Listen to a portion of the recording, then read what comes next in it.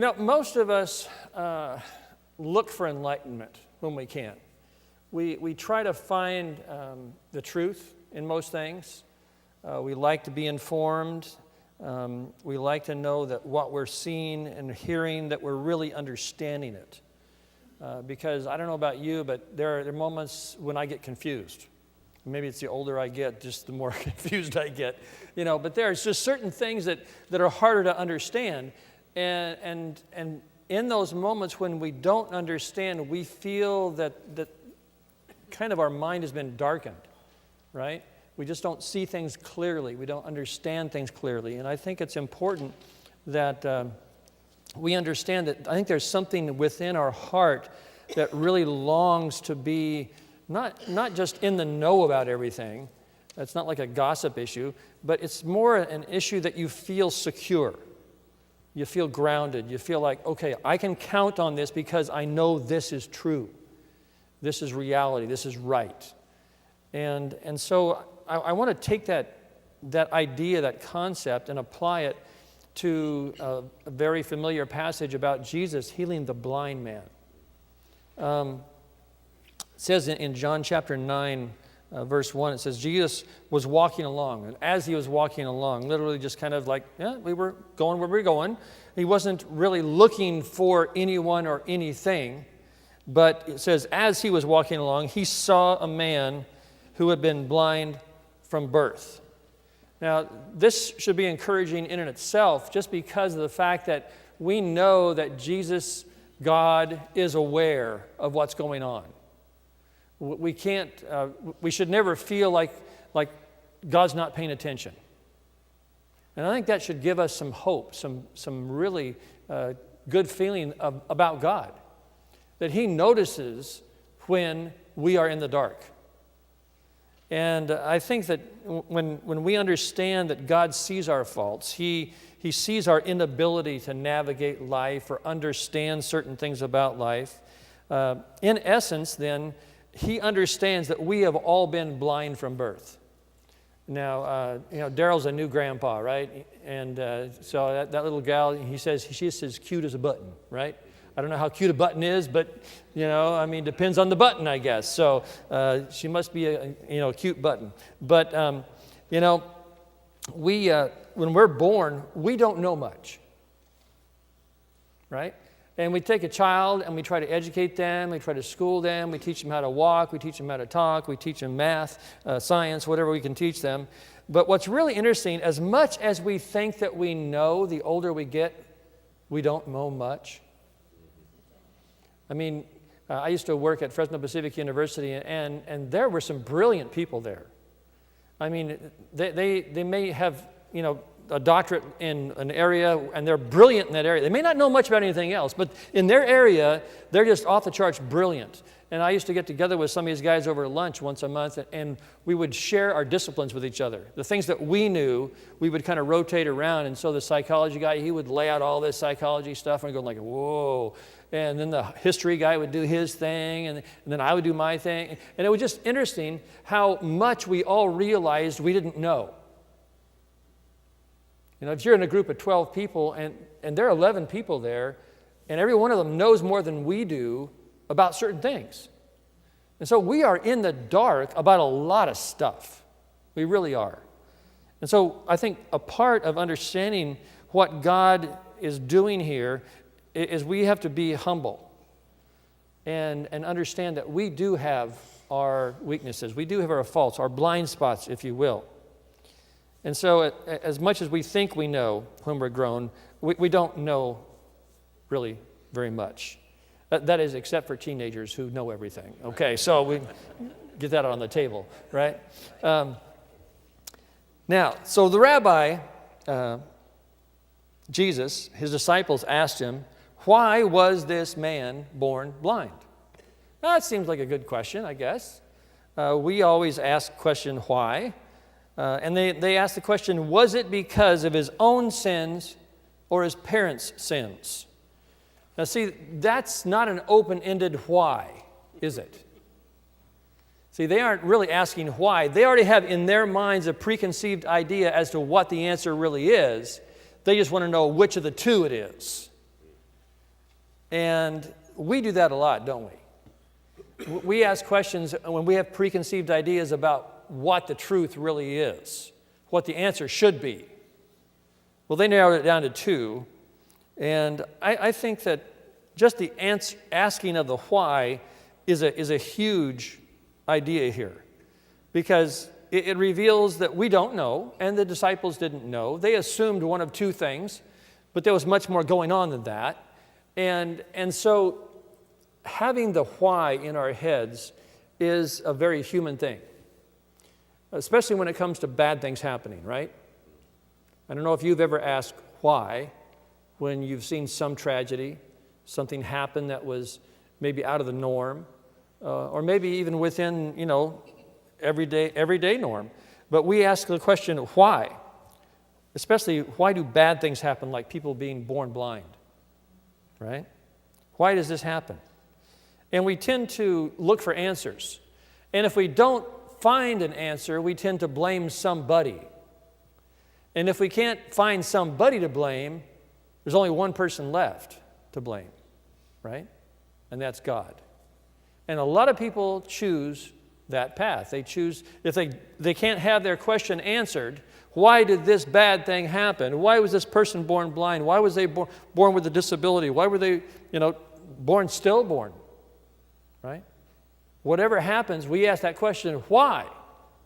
And ultimately, we point it towards God and say, why, God? Why does this happen? And so the disciples are asking Jesus, God, why did this happen?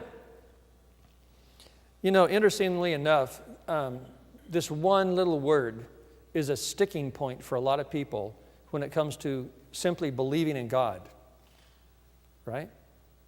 Have you ever heard someone say, if there's a good God, why does he allow all this evil to happen in the world?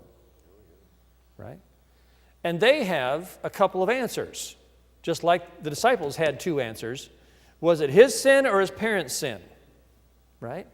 Well, everyday people, when they are saying, why does God let these kinds of things happen, they come up with these conclusions.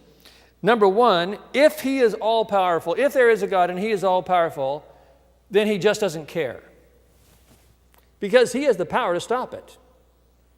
If he's God, he has the power to never let this happen. And so he chooses to let it happen. He must be a mean God. And if he's a mean God, I don't want to have anything to do with him. I've had friends tell me that. There's another answer that they have.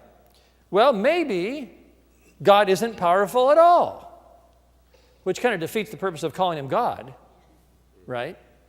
But evidently he's powerless, or he has become powerless. Maybe he does care, but he doesn't have the power to be able to change things. Either way, why would I want to believe in a God like that?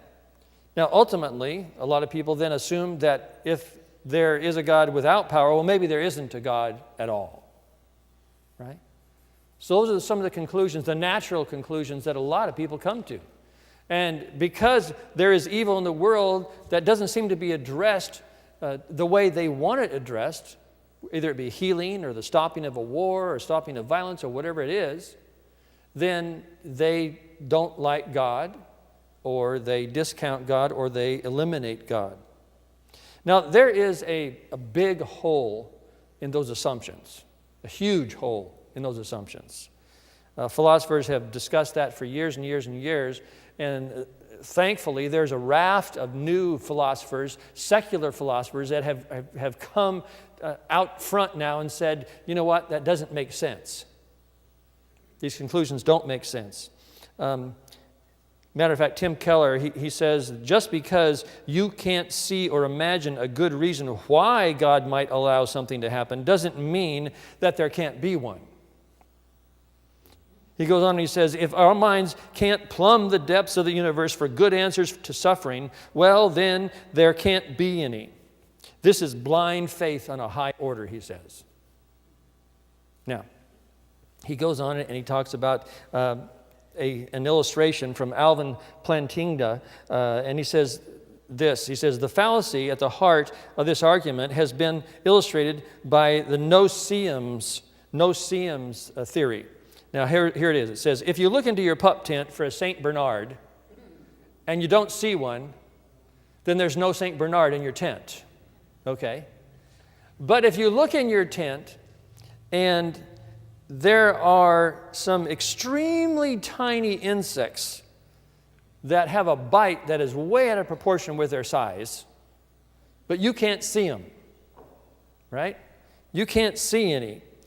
It's not reasonable to assume that they aren't there just because you can't see them, right? And he says, many assume that if there were good reasons for the existence of evil, they would be accessible to our minds. We would see them plainly. But they are less like St. Bernards and more like you can't see them. Okay? And he says, why shouldn't that be the case? See, so that argument against God doesn't hold up not only to logic, but also to experience. There are lots of examples in the Bible where we see something happen good out of something really bad. That at the moment the bad happened, people were clueless. And they were asking, why, God? Right? We studied Genesis. Remember, Joseph is a good example of this.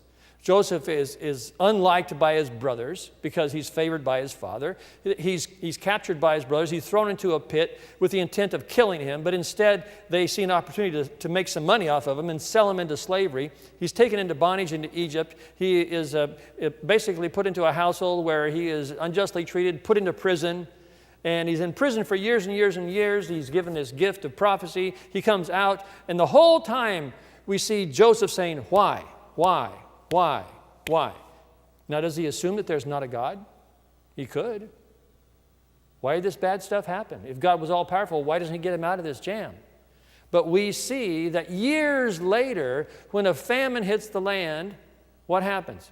By that time, Joseph is out of prison. He is now the number one man under the Pharaoh. He is the prime minister of Egypt, the most powerful country in the world, and he has made a plan, and he has been saving wheat, seeing that the future was holding a tremendous famine. And then what happens? His family, who is starving to death, comes, and he not only saves his family from certain death through famine, but he saves literally thousands, if not millions, of other people. Now, we see that picture as a whole now, and we say, we know why God allowed that to happen, because through those things, something really, really good was able to take place.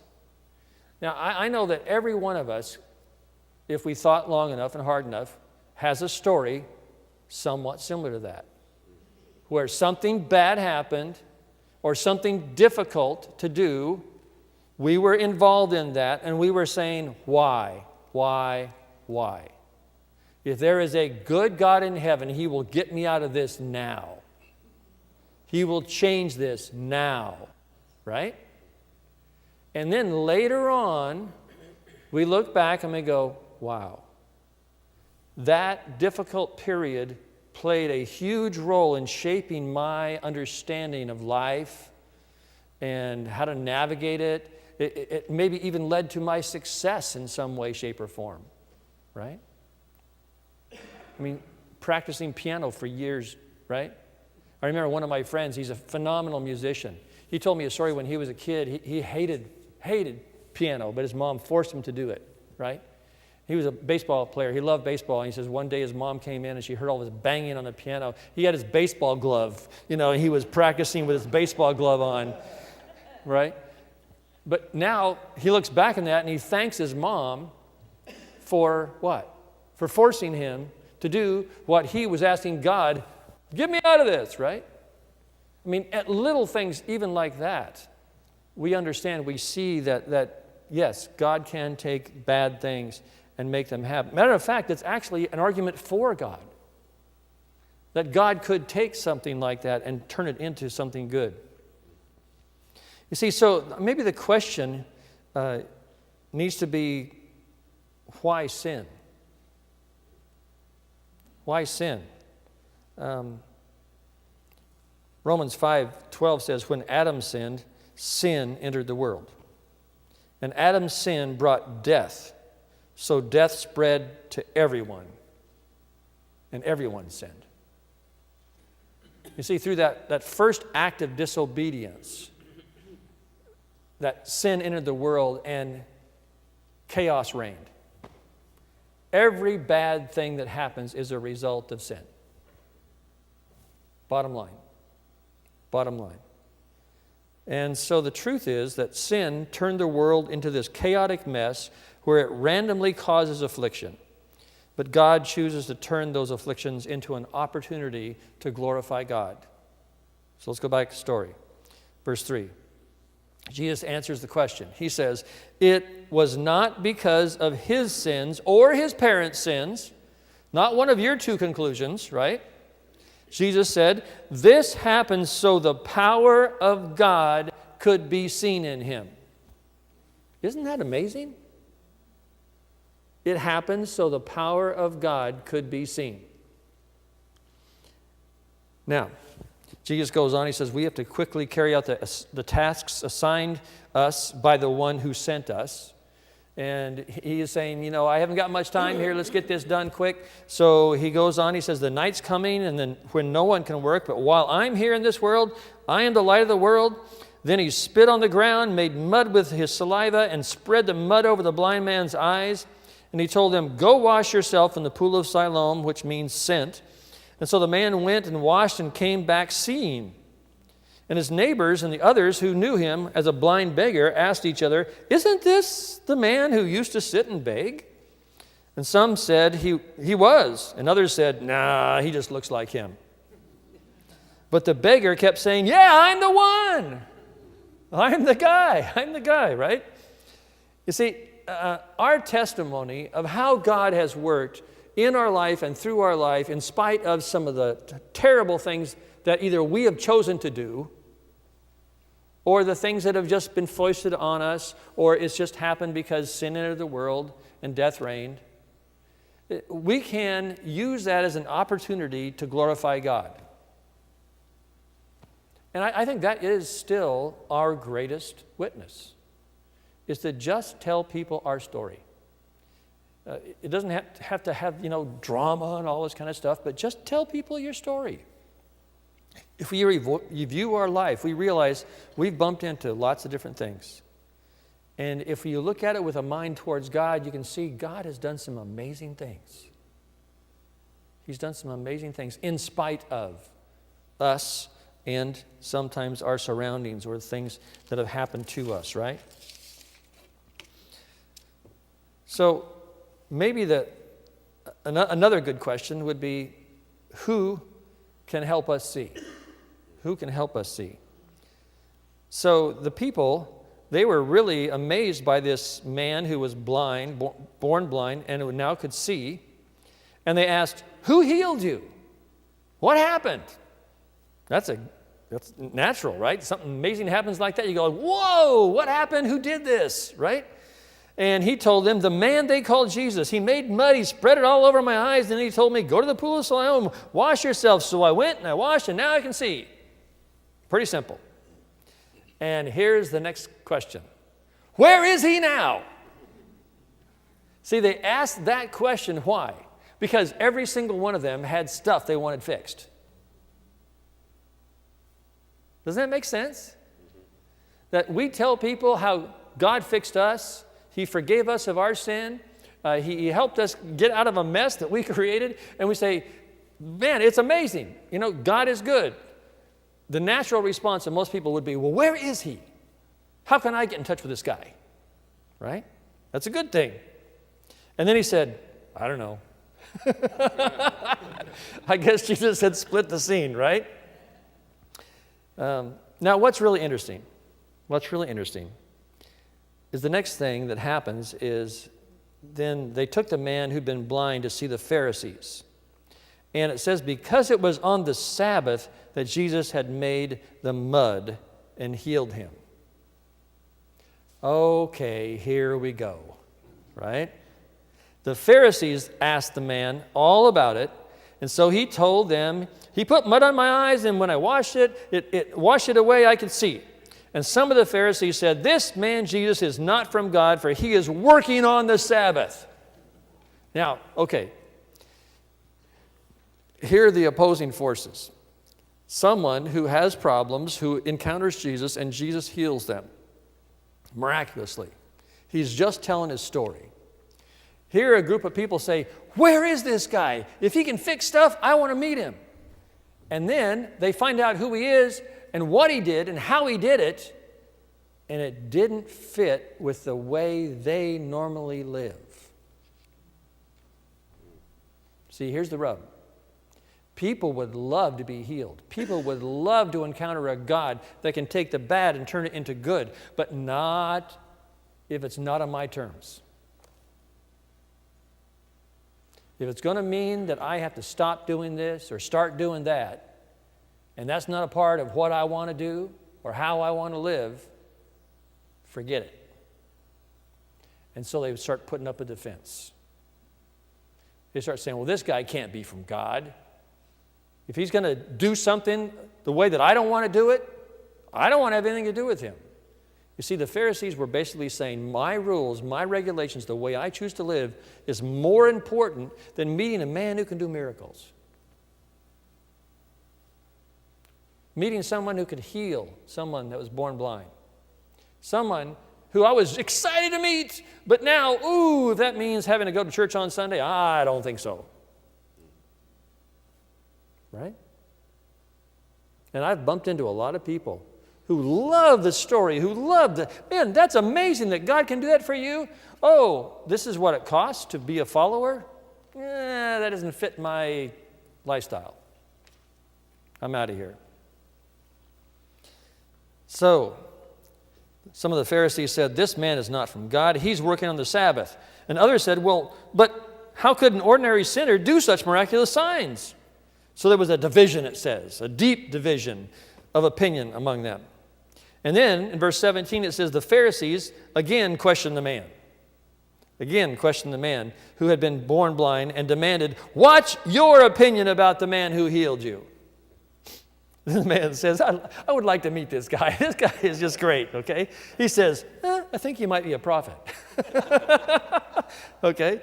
And then the Jewish leaders still refused to believe the man had been blind and could now see. So they called his parents and they asked them, is this your son? Was he born blind? How can he see right now? And his parents replied, we know this is our son and that he was born blind, but we don't know how he can see or who healed him. Ask him. He's old enough to speak for himself. I love these people. These are great people.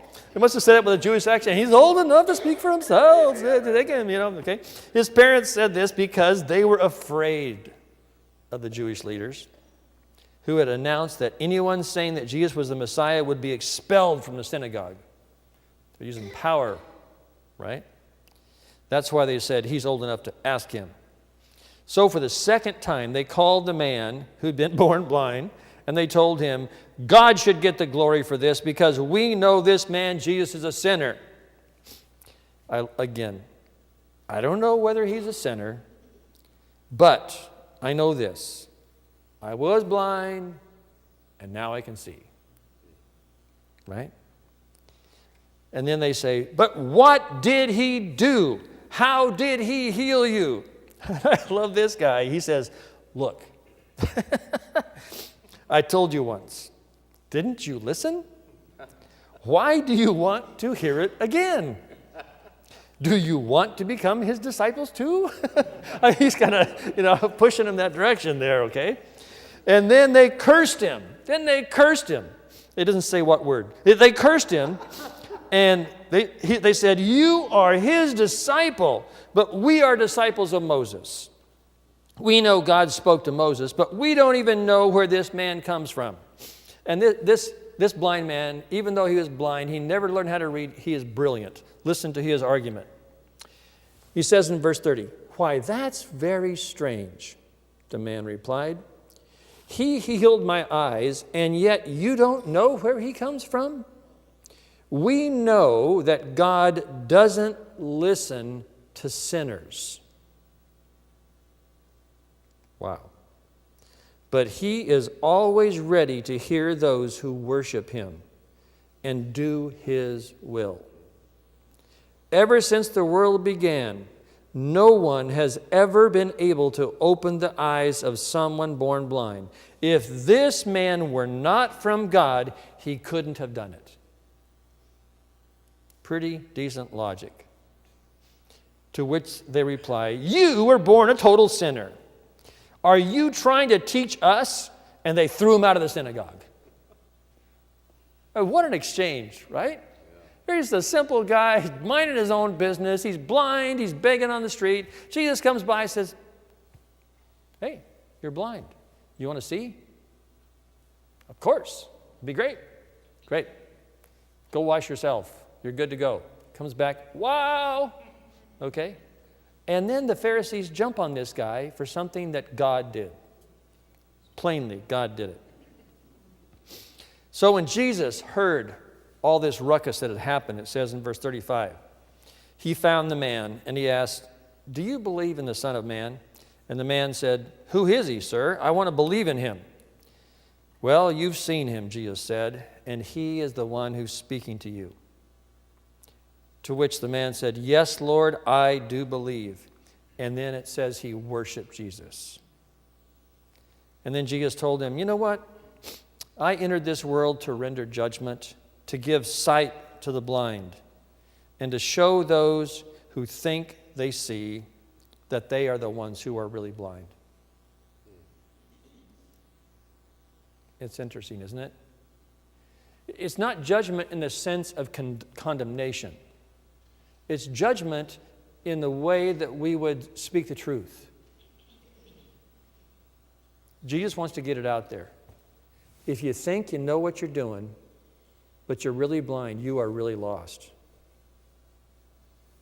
But if you humble yourself, you admit that you don't know everything, you admit you need someone to help you see, you can come to God, and He says He will restore our sight. He will give us enlightenment, if you will. Well, some of the Pharisees who were standing nearby, they heard Jesus say these things. And they said, are you saying that we're blind? And Jesus said, well, if you were blind, you wouldn't be guilty. But you remain guilty because you claim you can see. And I think that's where we all need to figure ourselves out.